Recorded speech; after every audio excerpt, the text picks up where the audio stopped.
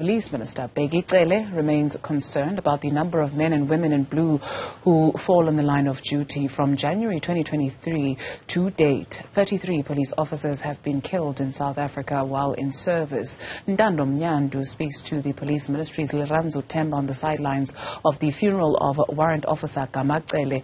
Ntando Mnyandu, good morning. Good morning to you, Tutuzile, and to our viewers. We are coming to you live from Hluhluwe village, which is on the southern tip of KwaZulu-Natal, just after Gababa, where Warrant Officer Gama Cele is being laid to rest.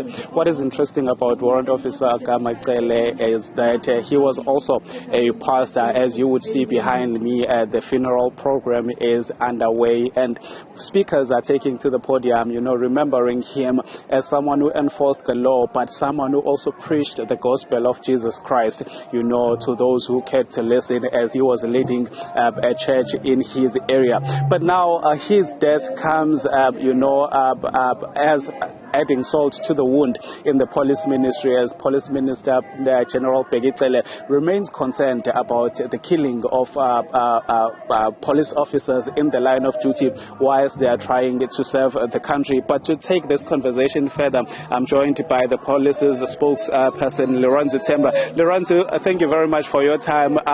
It feels like a deja vu. We always meet in circumstances like this, and we understand there is also another funeral going on in Giyani. Talk to us about the onslaught on police officers that continue to die in the line of duty while trying to serve the country. Yeah, and look, it's 20 days into the new year, and we've seen that 2 police officers have been killed. Right now, as I'm talking to you, we are burying Officer Cele, as you've mentioned. But the DM, the Deputy Minister of Police, and the National Commissioner are at this hour in Limpopo, where they're burying yet another officer from the DPCI. So the DPCI in Ntando is the Directorate for Priority Crimes Investigation. These are people that are responsible and tasked with investigating priority crimes, national crimes, serious organized crimes, and Officer Cele was one of those people who was doing that. In fact, they were following up on information around cash and transit robbers, and they were actually on their toes when they were taking cover from the shootout that he fell to his death.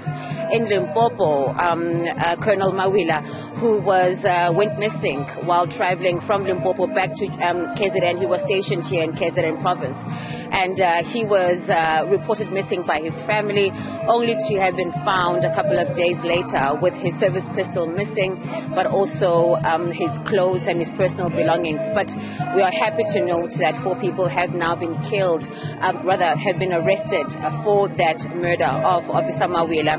But of course, as you said, it is salt to the wound, not only for the SAPS, but for the country at large. Losing officers in such numbers cannot be a normal situation. Since January 2023 to date, 33 police officers have been killed on the line of duty. So it is a very worrying thing. The police ministry does remain concerned, but at the same time, we are encouraged that the SAPS management is taking this very seriously. We know that the DPCI is the very same component that is responsible for investigating police murders. Any change of approach and tactics towards fighting this battle that is currently being waged against police officers without explicitly, giving out details? I mean, I wouldn't even be able to do that, right? Because those are things that will be falling on an operational side.